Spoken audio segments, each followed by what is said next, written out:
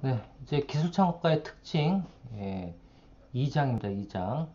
이번 두 번째 시간인데요. 특징에 대해서도 한번 알아보도록 할게요. 기술창업이란 여기 나와 있는 것처럼 혁신 기술을 창출하는 기업의 창업을 지칭한대요. 예, 기술창업가는 이러한 기술창업에 도전하는 기업가를 말한다라는 겁니다. 그래서 기술창업가의 특징은 밑에 한번 볼까요?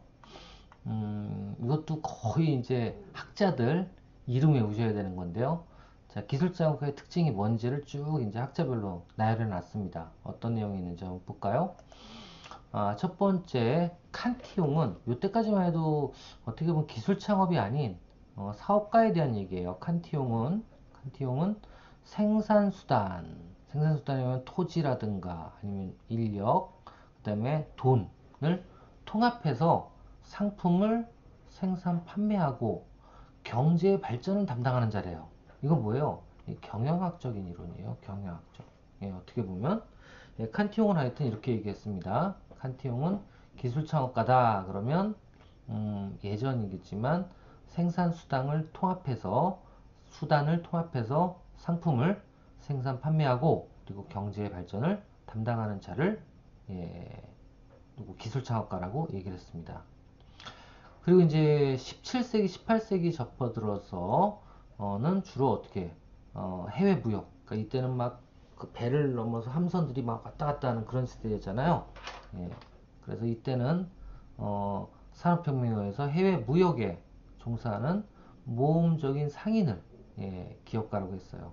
그러니까 이때는 어떻게 보면 경영이고 이때도 유통 뭐 이 정도 개념으로만 써왔는데 이후 슌페터에 이르러서 어떤 내용, 뭐라고 되어 있어요? 기업가는 혁신적인 직능을 통해서 혁신적인 직능이라고 표현하는데요. 혁신적인 직능, 그 직업, 아니면 직업 그 직업에 대한 어떤 업무 이런 거거든요.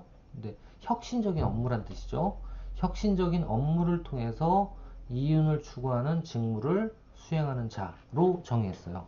이게 바로 뭐다? 기업가다라는 거. 그러니까 언제 19세기 넘어서 슌페터부터 어떻게 됐어요?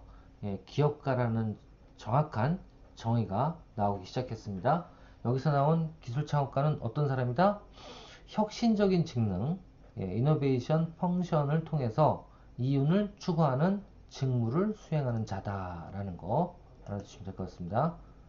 이게 제일 중요해요. 그 다음에 이제 우리나라에서도 기업가 이런 걸 많이 쓰는데 우리나라 같은 경우에 주로 기업가는 이런 기업가를 많이 씁니다. 기업가 이렇게 많이 쓰죠. 그죠? 주로 이게 어떤 단어냐면 보시면 아시겠지만 여기 나와 있나? 예, 여기 나와 있을 거예요. 예, 여기 나와 있네요. 잠시만요. 좀 내려볼게요. 이렇게 내려야지 되겠다. 자, 여기 보시면 기업가 그러면 요 기업가잖아요. 지금 요 기업가 같은 경우에는 한번 열어볼게요. 어, 죄송. 요 기업가는 이거예요. 꾀알기자를 쓰는 거예요. 지금 꾀알기자. 그러니까 기업을 만든다는 소리겠죠. 업을 만들어내는 그런 어떤 기업가, 그죠? 근데 이게 아니라 기술 창업을 하는 기업가는 이걸 만들어내는 거죠. 일어날 기, 그렇죠? 처음으로 만들어낸다. 그래서 기업가 이렇게 써야지 맞다는 거예요. 지금 여기 내용은. 그래서 기업가는 단순히 새로운 사업을 운영한다는 의미로 영어로 비즈니스맨 또는 워너. 그러니까 투자만 해서도 사업을 시작하면 그거는 기업가가 될 수 있죠. 근데 반면에 기업가는 새로운 요 기업가는 이제 일어날 기죠. 일어날 기를 쓰는 기업가는 새로운 사업을 수행함에 있어 뭐 혁신적인 활동과 새로운 가치 창출 활동을 포함한다는 의미예요. 그래서 좀 더 정확한 의미의 기업가라고 할 수 있기 때문에 기술 창업은 요걸 써야 된다 그 얘기입니다. 정의 부분이에요. 음, 그렇게 이해하시면 될 것 같고 슌페터는 기업가를 어떻게 표현했어요? 생산수단의 새로운 결합을 수행하는 역할을 하는 사람. 예, 생산수단의 생산수단의 요거 중요한 내용이죠. 여기 생산수단의 새로운 생산수단, 예, 요거죠. 새로운 결합, 이런 거, 이런 내용이 중요한 거예요. 그래서 생산수단의 새로운 결합을 수행하는 역할을 하는 사람이다 라는 겁니다. 여기서 새로운 결합이란 신제품의 소개 또는 생산수단의 소개, 그죠? 새로운 시장의 개척, 이런 것들, 새로운 공보원의 개척 또는 산업에서 새로운 조직의 창출, 이게 뭐예요? 예, 창조적 파괴입니다. 예, 이런 걸 통해서 예, 사업을 시작하거나 아니면 이런 역할을 하는 사람을 뭐라고? 기업가라고 표현을 했고요. 슈페터는 다시 한번 생산수단의 새로운 결합을 수행하는 역할을 하는 사람을 기업가라고 했고, 그리고 피터 드러커는 기업가가 뭐예요? 변화를 탐구하고 변화에 대응하며 또한 변화를 기회로서 이용하는 사람으로서 기업가 정신을 발휘하는 특유의 수단을 뭐라고? 이노베이션, 혁신이라고 했다. 예, 그래서 피터 드러커는 혁신에 의한 어떻게 보면 사업 개발이라고 보시면 되고요. 예, 그래서 특히 변화를 중요시했고요. 변화를 탐구하고 변화를 대응하고 변화를 기회로 이용하는 사람이 바로 기업가고, 그리고 혁신이 필요하고, 그리고 슌페터는 어떻게? 예, 새로운 결합. 이 새로운 결합은 새로운 결합은 신제품의 소개 또는 생산수단의 소개, 그 다음에 시장의 개척, 공급원의 개척. 그렇죠? 그러니까 이게 어떻게 보면, 나중에 이게 좀 어려운 얘기지만, 사업 모델에 대한 부분들을 연구한 게 슈페터 같아요. 그리고 피터 드러커는 어떻게? 제품 위주라고 생각하시면 될 것 같아요. 그래서 이렇게 나눠진다라는 거 알아두시면 될 것 같습니다. 그리고 이런 거는 이거 다 외워야 될지 모르겠는데 나오긴 나와요. 한두 문제씩. 자, 슌페터는 뭐? 예, 혁신자, 그리고 기술 개발의 진취적인 자, 그리고 맥란드는 위험감수자, 그리고 피터 드러커는 기회, 그리고 혁신 이런 쪽이고, 그리고 웹스터도 위험감수, 또 베스퍼도 유명한 사람인데 위협, 공격적인. 그다음에 가트너는 신조직의 창조자, 티몬스는 모호한 상황을 경험하고 성공을 위해 꾸준히 노력하는 사람, 이런 분들이다 라는 거고요. 그리고 쿠락토, 이분도 유명한 예, 창업가 정신 연구학자예요. 쿠락토는 어떻게 했어요? 혼란에 빠져서 기회를 포착하고 시장에서 공격적으로 변화하는 사람, 이렇게 해서 쭉 지금 발전 단계별로 해나갔는데, 여기서 이렇게 똑같이 위험을 주로 연구한 사람들은 누군지, 이런 것들도 한번 정리해서 알아두실 필요가 있습니다. 자, 그리고 이제 요거 이제 특징들을 나타내거나 정의를 나타낸 거고요, 위에는. 그 다음에 이제 기술 창업자가 가지는 한계는 딱 하나죠. 불확실성. 그렇죠? 그래서 개인 파산이 높고, 그리고 재취업이 불투명해지고, 가족을 포함한, 아유, 힘들어, 씨. 하기 싫어지네요. 가족을 포함한 주변 사람들과 소외될 수 있는 위험이 있다라는 겁니다. 예, 이런 것들이 있고요. 그러니까 이건 어떻게 보면 기술 창업자라든가 창업가들이 갖는 어떻게 보면 모순이죠. 예, 예. 그래서 이런 기술자들 같은 경우에는 창업가들과 교류를 통해서 어떻게 보면 대리만족 아니면 타산지석 이런 거를 삼을 수가 있다. 그러니까 한마디로 그렇잖아요. 창업가들끼리 만나면 통하는 게 있어요. 왜? 망한 경험도 있고 하기 때문에 나도 한번 망할 수도 있구나 라는 생각도 할 수 있고, 그리고 실패했을 때 저 친구도 저렇게 해서 다시 성공했는데 라는 어떤 그런 격려, 마음의 위안 이런 것들을 받을 수 있기 때문에 어떻게 보면 창업가들끼리 이렇게 뭉치는 거는 되게 중요한 시너지가 날 수도 있어요. 예, 여하튼 그런 것들이 있고, 그리고 여기서는 운동 같은 거를 해서 계속적으로 운동을 해서 하다 보면 어떻게 보면 마인드가 좋아지기 때문에 스트레스를 그래도 즉각 해소할 수 있기 때문에 경영에도 도움이 된다라는 연구도 있다라는 거 알아두시면 될 것 같습니다. 자, 그리고 기술 창업의 성공 요인은 어떤 게 있는지, 특히 우리가 성공을 하기 위해서 고려해야 할 요소들은 어떤 게 있는지. 첫 번째가 자금입니다. 음, 자금은 얼마나 필요한지 이런 거에 대한 고민은 꼭 하셔야 되고, 두 번째, 사업 아이디어가 있어야 되는지. 당연히 있어야 되겠죠. 그래서 이런 것들이 성공 요인입니다. 그러니까 정확한 자금에 대한 분석이 필요하고, 두 번째, 훌륭한 사업 아이디어가 있어야 되고, 세 번째, 개방적인 사고와 태도가 있어야 되고, 그쵸? 이런 것들이 있어야 된다라는 거. 이런 거는 이렇게 그냥 외워두시는 게 낫겠죠? 예, 세 가지. 기술 창업자, 성공 요인 해서 이것도 따로 하나 외워둬야 돼요. 자금의 정확한 파악, 필요자금의 정확한 파악, 그리고 훌륭한 사업 아이디어가 있어야 되고, 세 번째, 개방적 사고가 있어야 된다라는 겁니다. 세 가지 해가지고 그렇게 썰 수 있으면 돼요. 알아두시면 외워두시면 되고요. 그리고 1등 기업을 만드는 CEO의 특성, 첫 번째 불굴의 의지, 두 번째 원대한 목표, 세 번째 베팅, 네 번째 변신, 그다음 다섯 번째 언제 퇴각을 해야 되는지라는 전략가. 이 다섯 가지 특성이 있다라고 누가 진병채라는 학자가 인류 기업의 CEO의 자질에서 다뤘다라는 겁니다. 이런 것도 시험 문제에 나올 수도 있어요. 예. 진병채 학자가 이야기한 인류 기업 CEO의 자질에서 이야기한 1등 기업을 만드는 CEO의 특성 중에 해당되지 않는 것은 무엇인가? 이 다섯 가지 외에 골라야 되겠죠? 이렇게 시험 문제가 날 수 있습니다. 자, 그리고 이제 이거는 뭐 시험 문제 나는 것부터 이해하시고 넘어가시면 될 것 같은데요. 기술 창업자에 대한 잘못된 인식. 첫 번째, 기술 창업가는 생각하기보다 행동만 앞세우는 사람이다? 아닙니다. 예. 근데 저는 행동만 앞세우는 사람들이 돼야 된다고 봐요. 여하튼 이게 무슨 얘기냐면 정주영이 그런 얘기 가장 많이 했죠. 뭐라고? 해봤어? 문제가 있다? 그러면 어떻게 해야 돼요?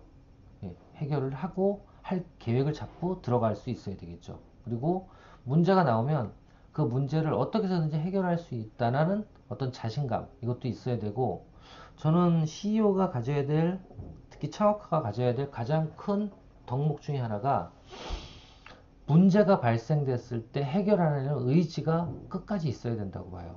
그 문제를 두려워하거나 아니면 그 문제가 발생될 것들에 대해서 겁내하면, 이게 어떻게 보면 위험합성인데, 이런 것들이 많으면 절대 창업은 못합니다.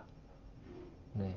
불가능을 가능하게 만들어야겠죠. 그리고 그렇게 하려면 의지와 열정이 있어야 되는데, 여하튼 여기서는 첫 번째, 행동만 앞세운다? 예, 맞습니다. 대신에 그 행동을 구체적으로 계획을 하고 실행을 할 수 있는 능력이 있어야 되겠죠. 예, 그래서 여기 나와 있는 것처럼, 여기 나와 있는 것처럼 체계적이고 완성도 높은 사업 계획의 수립을 강조한다. 요즘에는 그렇게 보시면 될 것 같고요. 두 번째, 기술 창업가는 만들어지는 것이 아니라 태어나는 것이다. No. 예. 기술 창업가는 요즘에는 태어나는 거는 제가 보기엔 생계형 창업이에요. 예. 할 거 없으면 하는 창업들이 늘어나는 거. 근데 기술 창업은 결국은 교육과 경험, 후천적으로 만들어진다라고 생각하시면 될 것 같습니다. 자, 세 번째, 기술 창업가는 학교 교육이나 사회의 부적응자다? 아닙니다. 아닙니다. 예, 보통 이런 것들이 많이 나오죠. 뭐, 예, 유명한 뭐, 빌 게이츠라든가 이런 사람들은 뭐, 대학 중퇴하고 뭘 했다든가, 빌 게이츠가 아니죠. 잡스. 예, 잡스가 그랬죠. 예, 대학 나오지도 못하고 중간에 중퇴하고, 델도 그랬고요. 델도 대학 중간에. 근데 이런 걸 가지고, 학교 교육의 부적응자다? 그게 아니죠. 예, 그게 아닙니다. 예, 그거는 어떻게 보면 전문가로 지금은 파악이 되고 있죠. 예, 전문가. 그리고 사회를 싫어하는 게 아니라 사회에서 혁신을 만들어내려는 그런 사람들이다라고 생각을 하시면 될 것 같아요. 그래서 오늘날 기업가는 사회적, 경제적, 그리고 학문적으로도 영웅으로 지금 여겨지고 있고, 우리나라도 마찬가지예요. 창업가를 높게 봐야 되는데 창업하면 망한다는 소음, 어떤 인식들이 자꾸 퍼져가면 어떻게 돼요? 예, 우리는 선진국으로 못 갑니다. 예, 그래서 이런 것들 파악을 하셔야 되고, 네 번째, 기술창업과는 반드시 표준화된 특성에 맞아야 된다. 왜? 지금 저 위에도 지금 그래서 난 이런 공부 싫어요. 뭐 예를 들면 창업자의 공통적인 뭐 특성, 개인적 특성 이런 걸로 자꾸 이론도 나누고 하는데 솔직히 창업가가 처음부터 정해져 있는 어떤 특성, 그러니까 위험 감수성만 높다고 무조건 창업하는 게 아니거든요. 그래서 여기 나와 있는 것처럼 표준화된 기술 창업가의 이상형을 만드는 것은 쉽지 않다. 그리고 그렇게 하시면 안 된다. 예. 거꾸로 창업을 하기 위해서는 어떻게 준비를 해야 되는지 이런 부분들에 대한 강요가 그 교육이나 아니면 관념이 뿌리박혀야 된다. 전 그렇게 생각이 됩니다. 다음, 모든 기술 창업자가 필요한 것은 돈이다. 아닙니다. 예. 거꾸로 이건 필요하죠. 재무 관리에 대한 이해가 부족하면 안 되고 투자에 이해가 부족해도 안 되고 사업 계획 수립에 어떻게 보면 부족이 있어도 안 돼요. 예. 거꾸로 이런 것들에 대해서 치밀하게 준비를 하고 그리고 돈은 저는 투자를 받아야 된다고 봅니다. 예. 그래서 꼭 창업자가 돈을 가지고 시작하는 것은 아니다 라고 저는 얘기를 드리고 싶고요. 그리고 또 한 가지, 모든 기술 창업자가 행운이 있어야지만 된다? 전 그렇게 안 봐요. 준비가 돼야지 행운이 따라오는 거다. 전 그렇게 생각이 됩니다. 그래서 여기 나와 있는 것처럼 사전 준비와 결심, 의지, 혁신성 등이 우연하게 시기를 맞춰 떨어지면, 그러니까 준비가 돼 있는 사람들이 성공할 수 있는 거거든요. 그런 얘기도 많이, 그런 명언들 많이 있지 않나요? 그래서 준비가 돼 있어야 되기 때문에 사전에 어떤 개발이라든가 이런 아이디어라든가 아니면 투자라든가 이런 부분들에 대해서 해박한 지식을 가지고 시작을 하셔야 된다라는 거고요. 기술 창업가들은 신중하기보다는 다소 무지할 정도로 행동이 앞선다? 아닙니다. 아닙니다. 명확한 실행 계획의 수립 그리고 신중한 전략 수립이 돼야지만 성공을 하는 거다 라는 거 알고 계시면 될 것 같고요. 성공을 추구하지만 경험상 실패 확률이 높다? 이건 인정. 네, 실패 확률이 높은 게 아닙니다. 실패를 해야지 성공을 할 수가 있다는 겁니다. 꼭 성공을 거두기 전에는 실패를 경험해 봐야 된다. 그래서 우리나라 같은 경우에도 이런 실패를 한 사람들, 이걸 재기 또는 뭐 재도전 이런 표현 많이 쓰는데 요즘에 이런 지원 사업들이 많이 나오고 있는데 이게 좀 사회화되고 활성화될 필요가 있다. 예, 왜? 실패를 꼭 할 수밖에 없고 실패가 경험이거든요. 예, 이게 돼야 돼요. 그리고 저는 계속 말씀드리지만 사업가는 언젠간 실패한다. 그러니까 영원한 사업이 없기 때문에 그렇기 때문에 지속적인 새로운 사업을 만들어내야 되고 개발을 해야 된다라고 말씀을 드리고 싶어요. 그 다음에 기술 창업자는 극단적인 리스크 감수자이다? No, no, 아닙니다. 기술 창업가는 말 그대로 실제로 기술 창업가는 리스크를 최소화하고 그리고 계획된 어떤 위험만을 안고 갑니다. 예, 그래서 위험이 있더라도 그거에 대한 대안들을 찾아서 그거에 대해서 충분히 만약 위험이 발견된다면 사전에 그거에 대한 대안을 안 만들고 시작하는 기술 창업자들은 없다라는 거 알아두실 필요가 있고요. 그리고 기술 창업자는 외롭다? 전 그렇게 안 봅니다. 기술 창업자는 제일 중요한 게 네트워크라고 봐요. 왜? 혼자서 모든 걸 처리할 수 없기 때문에 자본부터 시작해서 제품을 누가 팔아줄지 또는 어떤 쪽으로부터 공급을 받아야 될지 이런 거가 다 경쟁력이기 때문에 네트워크가 되게 중요하고 이 네트워크를 활성화시키려면 어떻게 보면 관계지향적이 돼야 됩니다. 예. 그래서 그런 분들이 성공할 수가 있다. 특히 기술 창업의 경우에는 그래서 기술 창업은 여기 나와 있는 이것도 중요하니까 제가 다시 한번 강조를 할게요. 여기 나와 있는 것처럼 네트워크가 되게 중요하고요. 그 네트워크를 통해서 뭘 해야 돼요? 영업계약도 성사시켜야 되고 그리고 제품 판매될 어떤 그 라인도 구축해야 되고 자본도 투자받아야 되고 또 어떻게 해요? 공급선도 뚫어야 돼요. 공급선 공급선도 만들어내야 됩니다. 이런 모든 것들이 마저 떨어져야지만 성공할 수 있다라는 거 알아두실 필요가 있고요. 그리고 기술 창업은 항상 길고 오랜 시간 일을 해야 된다. 뭐 저도 마찬가지지만 분명히 일을 많이 하긴 많이 해야 됩니다. 다만 그 일을 뭐로 자신이 좋아하는 행위라고 생각을 하고 하셔야 돼요. 거꾸로 얘기하면 그렇게 주입을 시킬 게 아니라 내가 좋아하는 일들을 찾아야 되겠죠.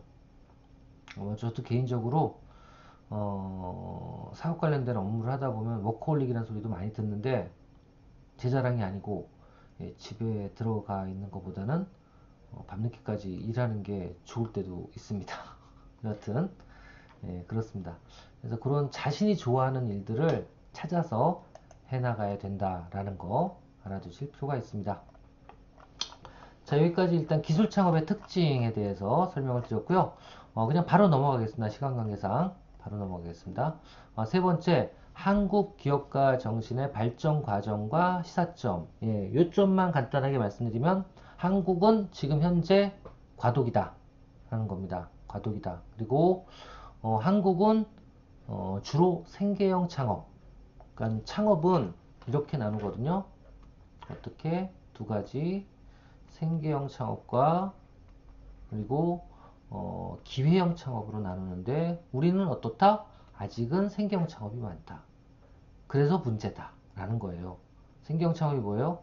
할 게 없는데도 목구멍이 포도청이라고 일단 생계 유지를 하기 위해서 취업이 안 되면 창업을 하는 거. 이거를 생계형 창업이라 그러거든요. 이런 창업이 많다는 겁니다. 그래서 이런 것들이 좀 없어져야 되지 않을까라는 겁니다. 여기 나와 있는 것처럼 경영학의 대가인 피터 드러커는 우리나라를 세계에서 한때 가장 기업가 정신이 높은 나라라고 지칭한 바 있습니다.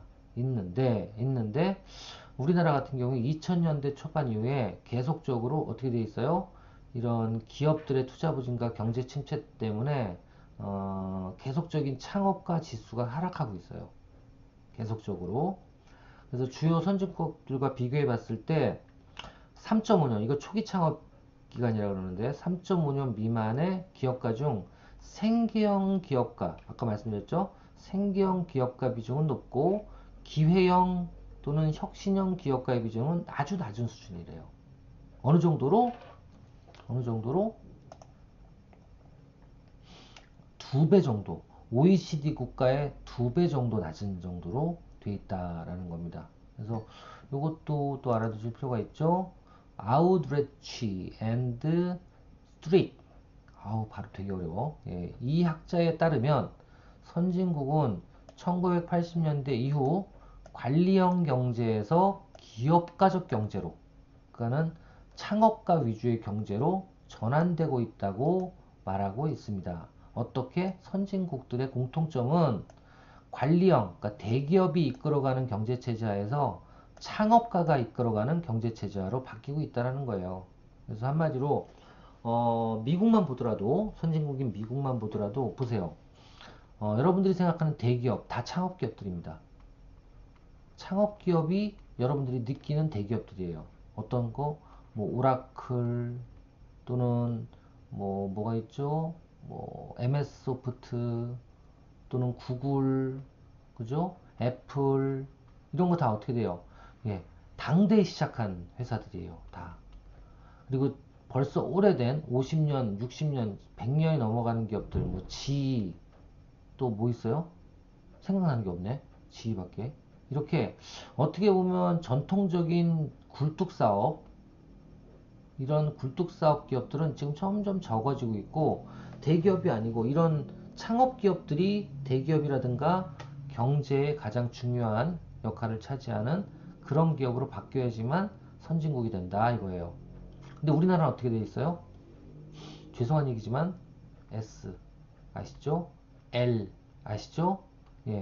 H 아시죠?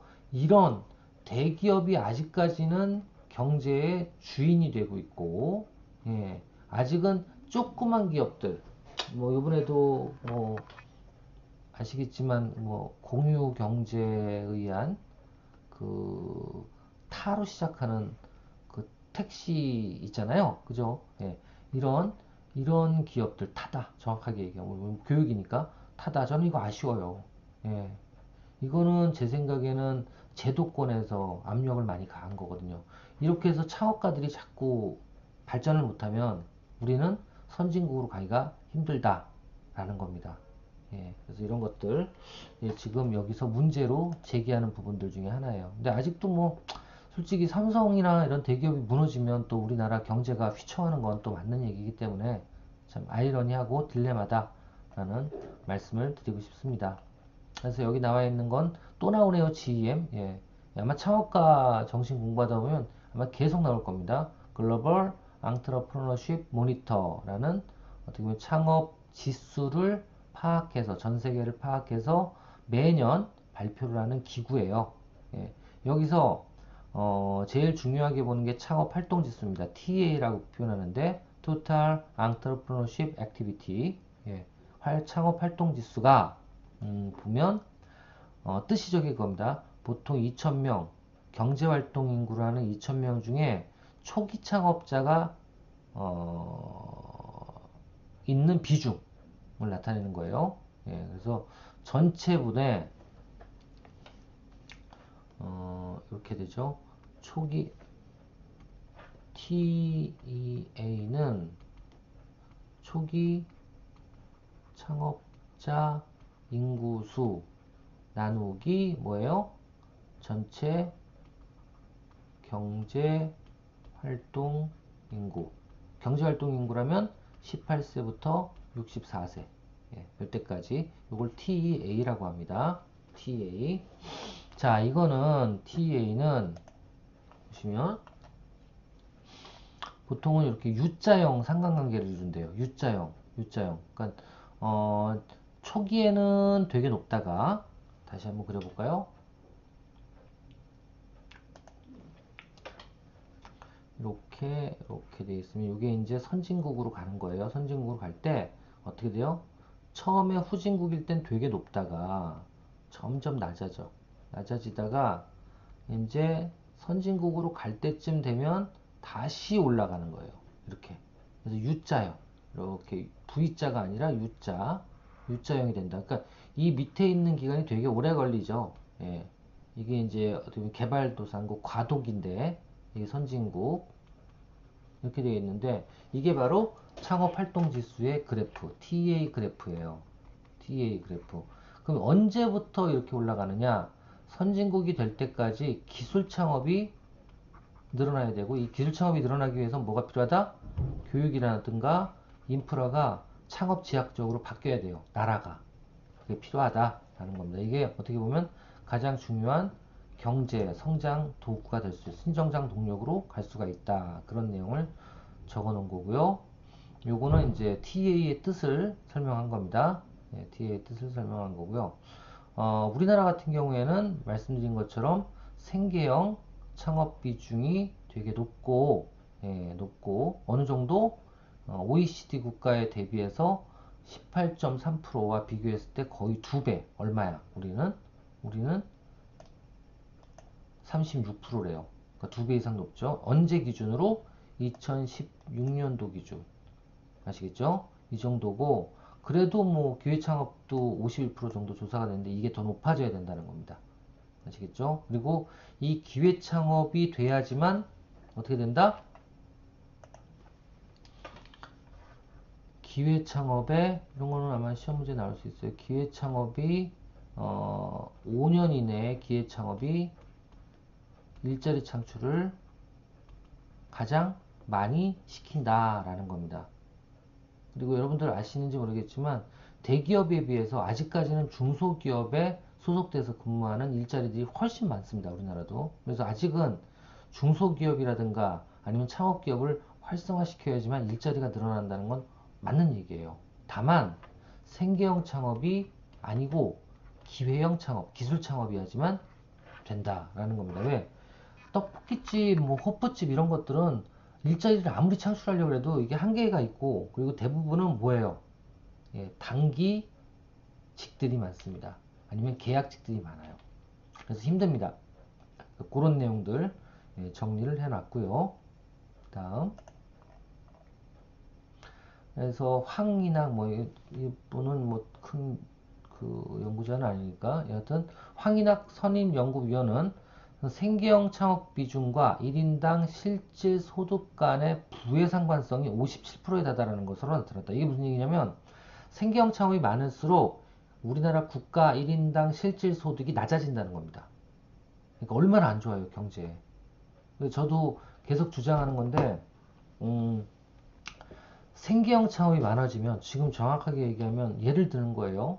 우리나라 같은 경우에 평균 자영업자가 300만이 넘어간다 그러거든요. 300만이고, 그리고 외식만 60만이에요. 근데 말이 300만이지, 300만 중에 성공할 수 있는 지금 확률은 따져보면, 적자를 모면하는 사람들이 50% 이상이래요. 적자로 활동하시는 분들이. 지금은 더 할 수도 있겠죠. 근데 만약에 300만이다. 그럼 이게 혼자 하겠어요? 생계형 창업이니까 부부가 될 수가 있기 때문에 600만이 어떻게 보면 생계형 창업에서 돈을 버는 거고, 만약에 애가 한 명씩이라도 있다 그러면 1000만. 예를 드는 겁니다. 아르바이트 한 명이라도 고용했다. 그러면 어떻게 돼요? 1300만에서 1500만이에요. 이 사람 중에서 적어도 50% 이하는 어떻다는 거예요? 적자기 때문에 맨날 시달려, 돈에 대해서. 이러니까 내수라든가 경제, 이게 발전할 수 있겠습니까? 안 되죠. 안 됩니다. 예. 그리고 실질 소득은 떨어질 수밖에 없어요. 그래서 생계형 창업이 많아지면 예, 경제 발전에 오히려 마이너스 요소로 작용할 수 있다라는 겁니다. 그래서 절대 생계형 창업이 늘어나면 안 된다라는 뜻이고요. 그리고 여기서도 기업가 정신지수라 해서 GEI라고 표현하는데요. 세계 기업가 정신 발전 기구가 120여 개국을 대상으로 태도, 제도 등을 기초로 기업가적인 수준을 평가한 지수를 GEI라고 표현한다. 이것도 알아두실 필요가 있습니다. 예, 이거는 아마 그 정의에 대해서 나올 거예요. 기업가 정신지수가 무엇인지 이 부분에 대해서 아마 설명을 하라고 할 것입니다. 그래서 이번 주에는 여러분들하고 같이 지금 보시는 바와 같이 뭐뭐 설명했어요? 기업가 정신 지수, 저 처음부터 좀 설명을 드릴게요.